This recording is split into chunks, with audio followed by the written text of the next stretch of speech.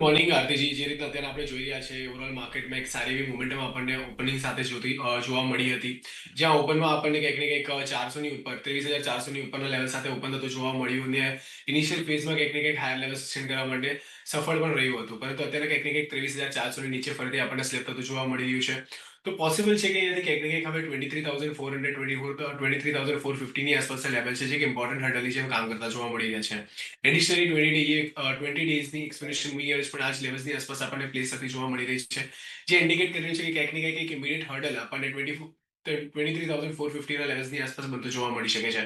જો આ level surpass થાય છે તો તમને પ્રોબેબલી એક બાઉન્સ બનતો જોવા મળી શકે છે. 23,700 23,800 સુધીના લેવલ્સ પણ આપણને ઓપન થતા જોવા મળી શકે છે.